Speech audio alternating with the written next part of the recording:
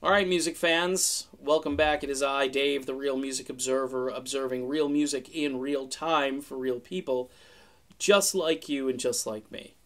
This video might not make sense to some people, but I'm going to do it anyway. Maybe it's a little on the self-indulgent side. Look, I'm not here to tout my my credentials or to blow my own horn unnecessarily.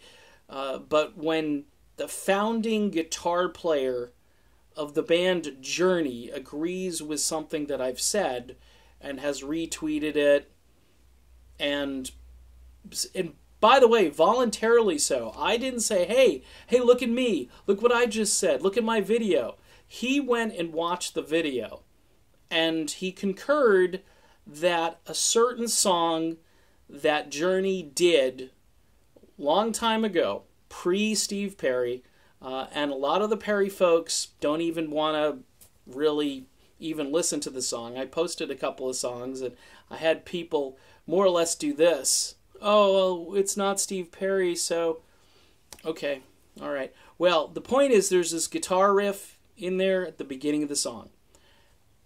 I've played it for a bunch of people who understand classic rock, and this issue, by the way, has been around for a while. That's why they actually addressed it in the liner notes of the box set, although they addressed it in a very diplomatic, politically correct kind of way.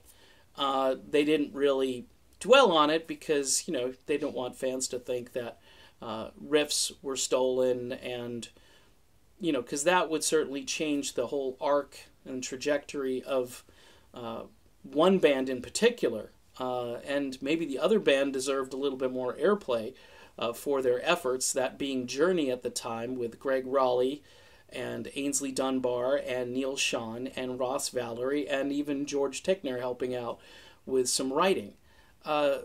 Look, if you don't agree with me on this one, then obviously you don't agree with Neal Schon, and I'm not saying Neal is the ultimate authority on every topic and subject.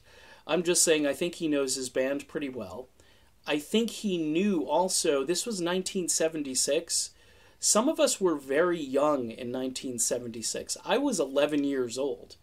And certain other critics in this situation, I know for a fact, are younger than I am. So that makes them maybe 6 years old when this happened, and I'm not sure either of us had a good grasp of what was occurring on the ground when it comes to like the music industry, the record label, what they were doing at the time. And so it's, look, we're both uninformed, honestly, on the topic. Now, if you want to talk music and scales and notes and progressions and so forth, I plead ignorance, okay? I plead ignorance. I'm not a musician. I don't play one here on TV, as I've said.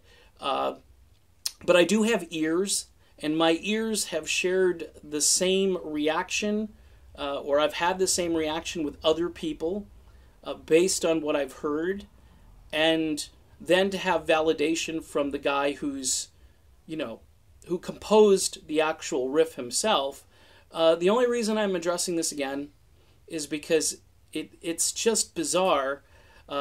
Maybe it's a resentment now that I am pro Neal Schon. I have to be pro Neal Schon. Neal is the band, okay? He's the band right now. He's the guy that cares most about the band. He's the guy promoting the band. And he's the guy that's been there from the beginning, continuously, from the founding of the band until now. So anybody who's kind of sitting around and making these kind of very pompous observations about me, about the song, about Neal, I think they need to get a grip, especially since it's kind of like biting the hand that feeds you. So that's about it on this video. If you don't understand what's going on and you want to move on to Steve Perry's Hangnail, that probably will be the next video I do. But right now, and no, I'm just kidding. Right now, I'm just kind of a little beside myself because, you know, you get successful a little bit at this, or you're right about something, and then everybody comes after you because you're right. If you're wrong and you look foolish, then they'll just dismiss you. So there's really no winning. There's only just, this is life and this is what I do.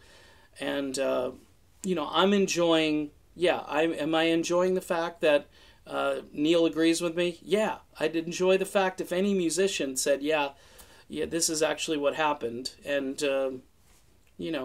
take it for what it's worth. Because it's not really worth that much. It's certainly not worth, taking to Twitter. I would probably delete some of those tweets and save face, but who am I, right? I've had to do it too. When you're wrong, and you move on. All right, that's it. I'm done. Talk to you soon.